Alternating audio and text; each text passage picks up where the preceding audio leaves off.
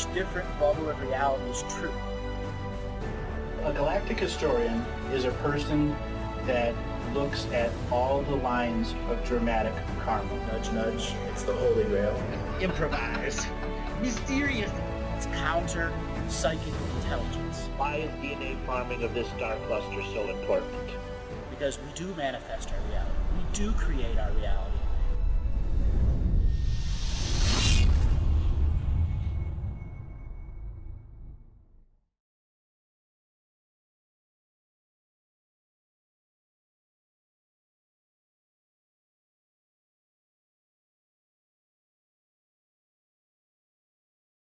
In the 1970s and 80s, there was a term called phone phreaking. You familiar with that?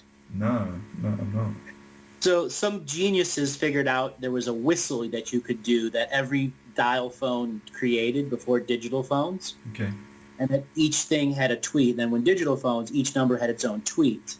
And if you had this special kind of whistle, you'd go weet, weet, weet, weet, weet, and bypass the dial tones and make long-distance calls to anywhere with no cost. That's War Games. Matthew Broderick, how he hacked into the game. Yes, but that was real. That was real, and it was actually a mafia-based industry in which the local mafias, could run their own free long-distance service for people that were paying for it, for untraceable calls. Literally, it was a huge industry that got busted in the mid-'80s all over. It's really what brought down a lot of the Midwest mafia. Anyway, so back to this concept of modern day. You have what is it, 40% saturation rate worldwide Wi-Fi or 50% saturation rate? Something crazy like that. Yeah. Now, phone phreaking is one thing. So there's this modern thing all the big cable companies don't want is for someone to build a piece of wireless receiving device that can receive, let's just say, the signal of thousands of routers at once, and then transfer the access points from thousands of routers within a multi-mile radius to a single computer where it can blockchain or break up the usage of all of that information. And this is where hacking is at currently, where it's not really about hacking your computer anymore, where 5 and 7 years ago it was about the computer. Everyone has a router, and all those routers have a chip inside them. And they don't need to go to your computer that might have bloatware on it and put shit in it anymore. It's all router hacking. Yeah, I know there was a massive thing that happened recently. Maybe it was late last year now that Intel got found that they had this enormous vulnerability in their chips and everything was accessible, and it was like going back 20, 30 years, their whole architecture was compromised like that. From the beginning. Yeah, and it's just come out now. Right. The NSA forced them to put that in their architecture. Wow. Absolutely forced. And I don't think Intel's been hit with this on the public sense, but I think it's a common theme in the whole industry. Like remember Stuxnet? Remember Stuxnet? Yeah. It's that vulnerability in the chips that made Stuxnet possible, because those creators of Stuxnet knew that all IBM chips were like that. All of the Intel chips were like that. Yeah, I think Stuxnet went after Siemens specifically, which is German, but that's what I was sort of suggesting. There's a industry acceptance of vulnerability, on a very fundamental level. Yeah. Yes, it's the same metaphor. Yeah. Yeah, and black chat or blacknet, black or back hack. It's Chris Hemsworth within the movie, and it was about hacking, like Black Hat. Yeah, I love that movie. Yeah, Michael Mann movie about hacking and stuff and shutting down a nuclear power plant to take. So yeah. So you're an IT guy. Yeah. And you've known about IT for a while. So you live in a pretty big city. How many routers do you think there are within 5 miles of you? Take a guess. 1,000. Like 10,000. Okay, so of those, how many would you say have better than DSL speed? It would be 90% now. 90% have better than DSL speed. Yeah. So if you were a person that really wanted to understand how to get free internet, and you created a receiver that could connect and crack everyone's Wi-Fi, because Wi-Fi is one of the easiest things to crack out there. Okay? Yeah. Yeah, it's one of the easiest things. People, it doesn't matter if you've got a security code or not. It's really easily crackable. Okay? And then there's a way to completely bypass the code and get direct into the chip.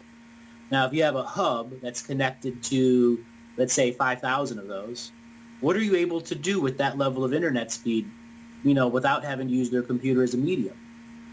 Yeah. What can you do? It's phenomenal. It's like Phenomenal. you're talking gigabit sort of instant terabyte file transfer, It's like a whole hard disk in a second. Exactly. Or you can create denial of service attacks everywhere. Yes. Everywhere. Or whatever else that you want to do. And that's just Now, a small fractal of, like, every major city has. I mean, like, Australia, we actually got this new, Australia's geography is quite sparse with these big urban sprawls, but places like South Korea and Asia, they've all got terabit connection or gigabit connection to the home. It's like phenomenal. That's right. That's right. Now, cable companies have been battling home hackers for a long time to stop these devices that could hack into 30, 40, 50 internets around them, or whatever they can get in reception. And there's all sorts of devices you can go online and see DIY, hack your neighbor's internet. Yeah. These big receiver antenna things that can just do it. And they're for sale, like $150, $120. Have a 2-mile radius of reception, never pay for internet, never pay for cable again.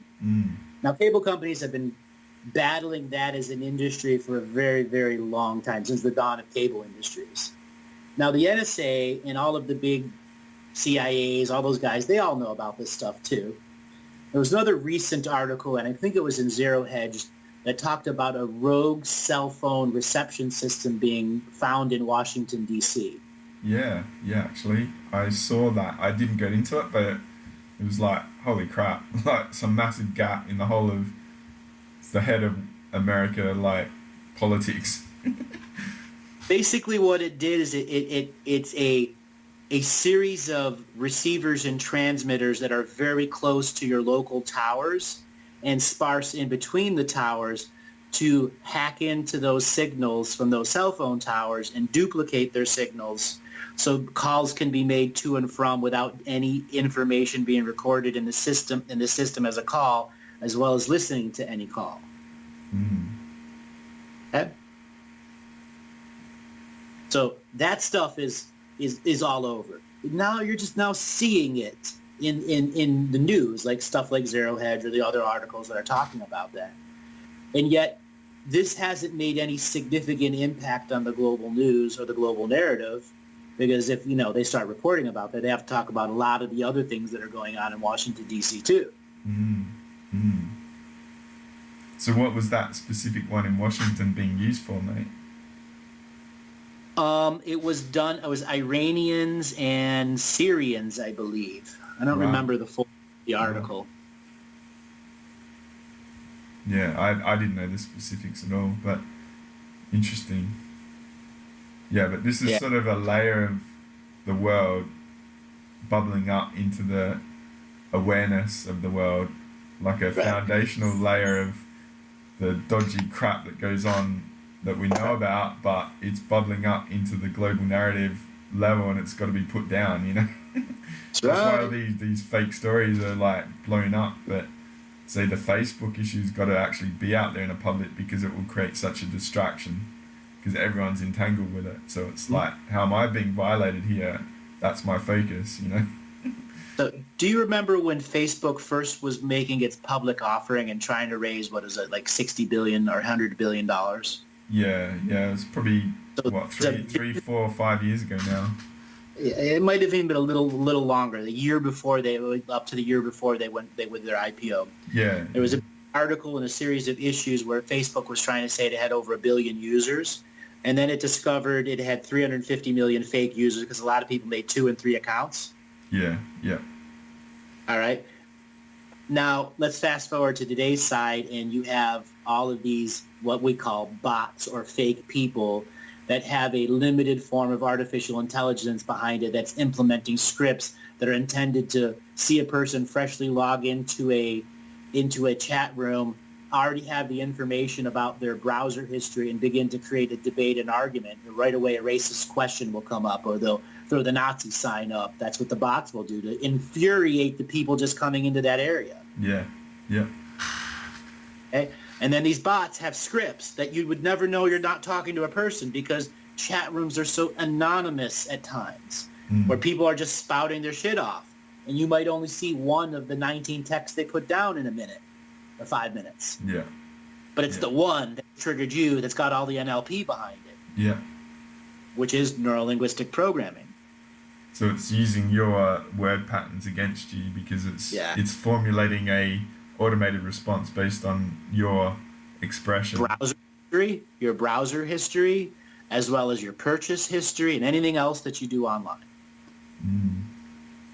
I hate to sidetrack this, mate, but you mentioned the purchase history, and there seems to be an interesting narrative going on with Trump taking on Jeff Bezos of Amazon and Washington Post and stuff. And Amazon are this interesting beast, and we're talking AI and stuff like that. Is there anything in there that warrants some focus, mate? Well, the real reason Trump is going after Amazon is because he's trying to ultimately, let's just say, break up Amazon, even though it should have been broken up a long time ago. It should have never gotten allowed to be this panoply that it is right now, worldwide panoply. And he's trying to do it in such a way that it will crash, and then the vultures will come in, because that's what Trump does, destroys company, comes in and builds them back the way he wants, or comes in and sells it off piece by piece. He's trying to get the vulture capitalists to get behind his rhetoric to drive their market price down, so that there has to be a mass letting go of personalities and business facilities. Again, Trump's a mercenary. Yeah. Now, the other side, Washington Post, is being used as the reason why he's attacking Jeff Bezos and the other companies. But now you have a large number of CEOs all over the world that are fighting back on Trump, saying, leave Amazon alone, because all of our businesses are intertwined with it. If they lose $50 billion in market cap because of the one tweet, we lose that market cap too. So he will continue it, because he's trying against vulture capitalists to come out of the woodworks again as an industry. So that's interesting, because it reminds me of the movie Pretty Woman. So he's that character. That's basically who he is, and he's pissed off with the world. But I was can we focus on AI and Amazon, what they're doing with all their data and their volumes and servers and stuff, because they're in all sorts of genres, mate. So they must be doing some funny. Okay, let me pause the recording here real quick. I just want to grab something real quick. Yeah, cool. Eat something real quick. Yeah, I'm out of water as well, so don't worry. All right. So Amazon and AI. So let me give a context so it's easily understood, because there's a lot of misunderstandings of what AI is and what it isn't. Now, let's give a little history of Amazon, but they had a major issue with the FCC and collecting of local taxes. So they opened their marketplace to challenge eBay at a time where eBay was doing gigantic sales, and they were trying to make it better. They were hooking it with Prime, and Amazon videos were coming out, and they had to make a deal with the United States Postal System, USPS. And it was this big political deal that got done, as where Jeff Bezos to have this massive deal with the UPS.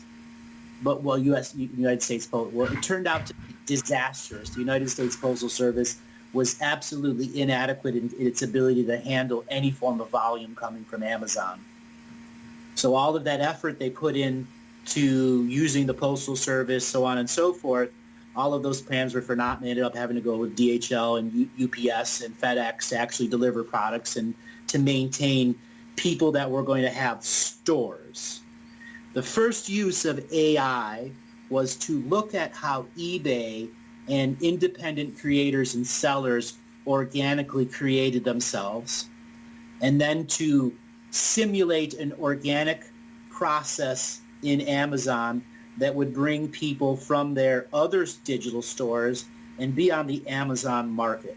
So that was the first use of AI, looking at all the competition that was there so that they could create an incentive package and system inside Amazon itself that would guarantee growth from 2006 to 2009 until such a time you had a greater saturation of internet and people willing to buy online as the trust of the online grew and the death of the print industry. Now, it's Amazon that essentially has been given credit for the death of the print industry, I believe, the actual industry of print itself. And the print industry itself didn't employ any new tools, any new marketing, so it was inevitable that it was going to die off and people were going to get their information from free somewhere else, which is what happened.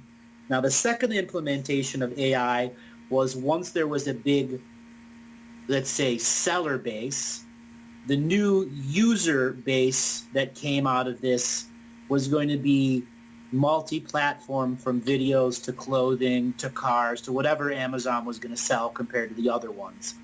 And it would track other sales versus its sales, and it would create its own stores, purchase its own products, and you would never know that the Amazon store that you were buying from was not a real person. That's that second implementation, which created a marketplace that generated income that could be seen in books, that could fund a 3-year massive building campaign so you could have these massive Amazon facilities all over the world to supply XX or X or whatever stuff was being given. Yeah. Now, the third implementation of AI when dealing with Amazon strictly was an understanding of how the print industry died and how the new consumers of print industry would be coming to the digital market in whole, not just Amazon itself. And then the fourth implementation, I'm going a little overboard here on some of my rules here, but let's just say it was a very advanced predictive model so that the investors within Amazon could see a year-long purchase process so that they could buy companies a year ahead of time. Yeah. Okay. Actual company suppliers. That's that fourth implementation, and that's 2013, 2014 into 2015. And then in 2016, you had a different implementation of AI, which was one that was trying to, let's just say,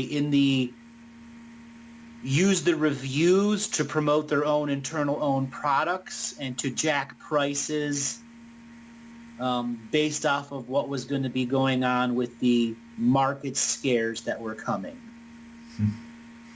Okay? And then this last implementation,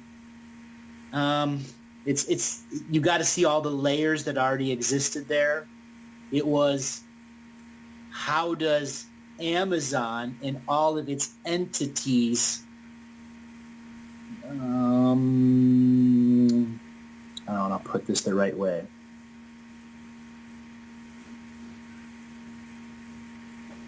Change the level of technology capable to your hands very fast, and the full issue with stores no longer supplying any actual real parts or hardware. So this is sort of in lead with the military-industrial complex, that if you don't have the parts to build a supercomputer at your local store, that means it can be tracked if you're going to go build a supercomputer. It was to make Amazon and all of its previous implementations of AI very friendly to the new super systems that were coming online.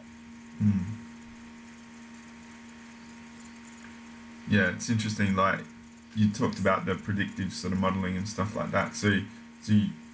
I mean, I'm across Amazon in certain aspects of it, such as the airline industry. I find that fascinating to follow the technology that gets implemented and stuff. And I know, just one example, you're talking the UPS issue. So it's delivery, and then there's all these mega corporations like FedEx and UPS and DHL that are masters in their genre, which are that gain a lot from it. But then Amazon has actually built their own airline and building their own actual mass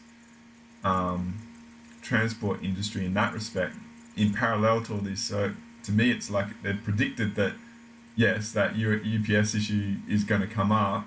We've got these competitors, and they actually do pretty well off us.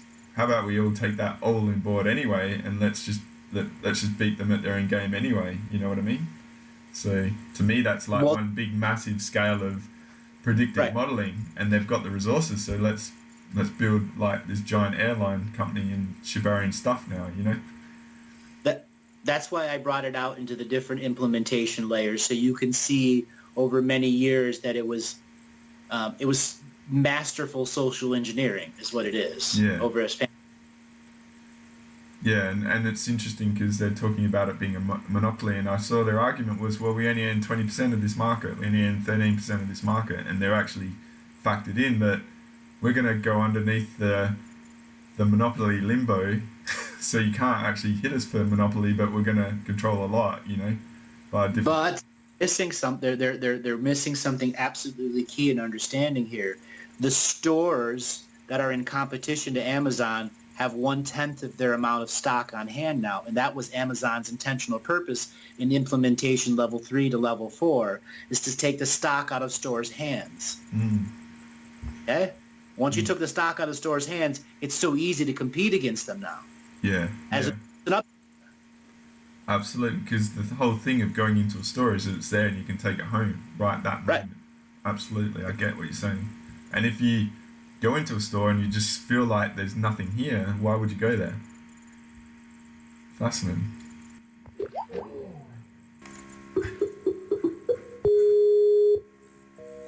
Hello? Hey, sorry about that. You're in a good flow, mate. Yeah. So I'm gonna get you an article. So what were we talking about? What? Amazon. And I just talked about the layers of implementation, and we're talking about it's being a mass social engineering system over a decade, and that's why there's the different layers of implementation of AI. Now, it wasn't just Amazon that was putting out AIs at that time. All of the big industries that were sub-owned by military-industrial complex were trying to put it out at the same time. That's why we have such a corrupt government system worldwide right now. Yeah, I think it was really interesting what you're saying to me about rustling up the venture capitalists that want to feed off the carcass, so to speak. I didn't actually even think about that. And just to actually market to entice that faction to support you as a president because you're going after something. It's just so many vested interests, you know, it's just really toxic. Yep. So, I want to bring up something called the Clipper chip. Are you familiar with this? No. So it was a big deal in the mid-90s, I think 92 or 94 or something like that. I just sent you a link. Just one second, let me make sure this is the right The other thing about these eras of AI and stuff, right? And I mean, this might be a real tangent, but this is how far I was before I met Andrew. And there was something called the Inslaw Affair, and that was about this computer program that got into like the government systems to access the data and stuff like that. And this was in the early 80s. And like this is where Sean David Morton's friend Danny Casolero, he was killed in the early 90s, and there was a Unsolved Mysteries show about it. And to me, this is all, I've had this question for you, all right? What was that Inslaw Affair? Because I thought it was related to the off-world banking and George Bush and like Reagan era sort of crap and the Iran-Contra, but it's smelling a lot like the AI as well, you know? All right, so let me use this Clipper chip as a set of context, and when we'll step back into the Reagan era, because I've got to start when Reagan took over, and we're talking Star Wars and stuff, because that would have been a different implementation of AI. Because there were AIs as early as 1920 and 1930. They were mechanical AIs, but they still worked. The whole Enigma system that was the Enigma, the German Enigma thing was the fundamental piece that created, you know, was known as the mechanical programmable AI, was real. Okay? So, and then you have stuff before that, but you're talking different concepts. So if you look at this article, the article that's titled "Batter of the Clipper Chip," and it's a New York Times article, and it's about from 1994, about a group of people that wanted to put a chip onto a computer board that could encrypt all of your information so the government couldn't look at it. Okay? So this is to support what you were talking about with Sean David Morton, that even in 1994, before AOL was big, people were trying to stop the government from looking at all your data because they had already accomplished that from the 80s. Yeah. Okay? They had already had full access to all of your data since the founding of the internet. Everything is transparent, even if you think it's not, all right? So Correct. It's just a matter of who's had access to it and were they selling it to corporations for profit, because that's what ended up happening. That's what created AOL. The first selling of, we have this access and we're going to allow you to data mine it. Okay? That's what Davos in you want to call the late 70s to the early 80s that put Reagan in power. Fascinating. I get it. It's crazy. So give that article a quick scan over. It might trigger stuff in you that you remember. Yeah, I have been while I've been listening to you say that, mate. So I'm just like processing the fact that they're wanting encryption at that age, right, because it was so transparent already. And I mean, right, I've actually, like I mentioned earlier, I've been going through creating a AI cyber warfare video. Maybe this recording's going on 40 minutes, so it's a separate one in itself. But right, I went through the 600 million brain drain thing because there was an Iran-Contra clip in it, and I used the soft disclosure of the movie Sneakers because that was the first time I heard the NSA. So I'm feeling that era for me when I was there, you know? Yeah.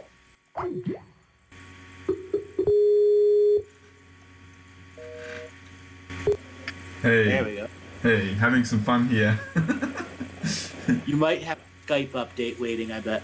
I've actually uninstalled the latest Skype and put an older version, so it's like the cool version. So, but I think I've got internet issues. It's like I haven't got all my clearing tools, so I'm just sort of playing with them.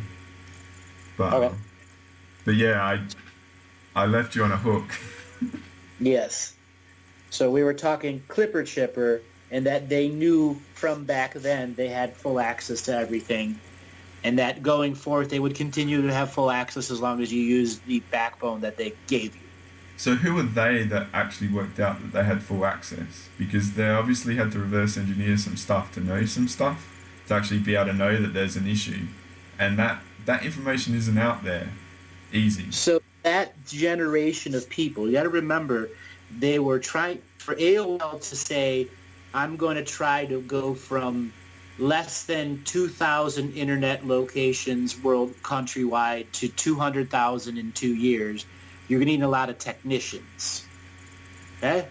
And if, let's say, 0.01% of all those technicians are real geniuses that can study the system and figure out it's hacked from within, and there's no real security to it because they understand what they're implementing worldwide.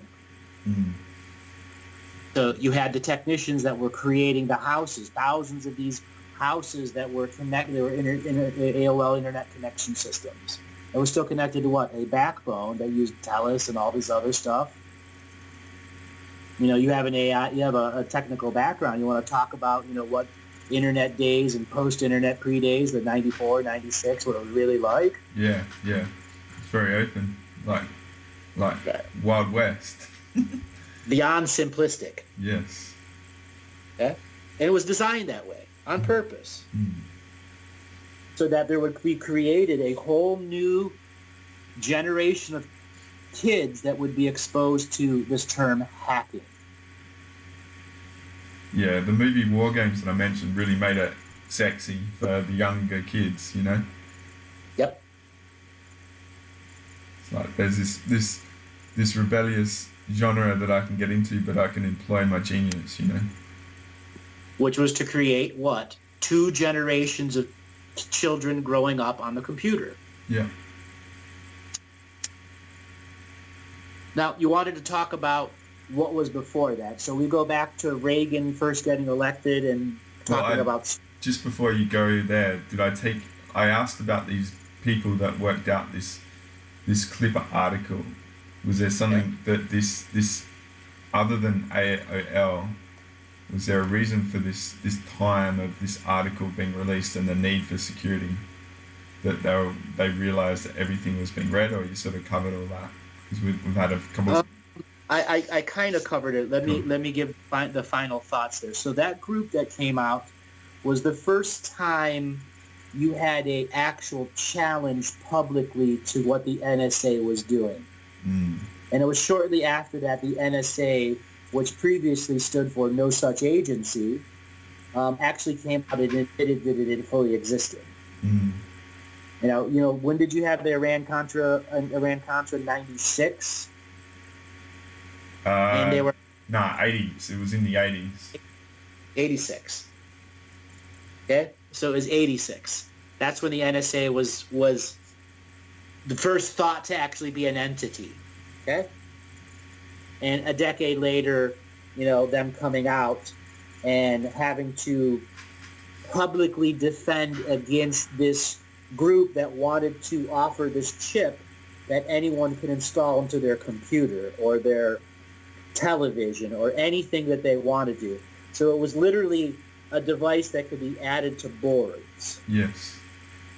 Okay? So you could choose your level of security even from your TV. Okay? Because they were knowing that they could observe you through your TV, listen through the ones that had microphones hooked up to it then. Yeah, it's fascinating. Right. But what other components at that time were linked to it? Huh? Yeah, it's just this increasing ever potential opportunity to gain more data about the reality, you know, and we're a part of the reality, so it's fascinating. So we're going to go to Reagan and Star Wars. Now, what do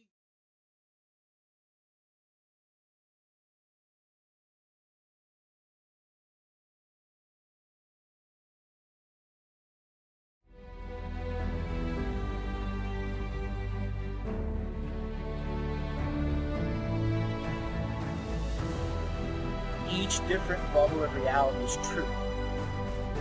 A galactic historian is a person that looks at all the lines of dramatic karma. Nudge, nudge. It's the Holy Grail. Improvised, mysterious. It's counter psychic intelligence. Why is DNA farming of this star cluster so important? Because we do manifest our reality. We do create our reality.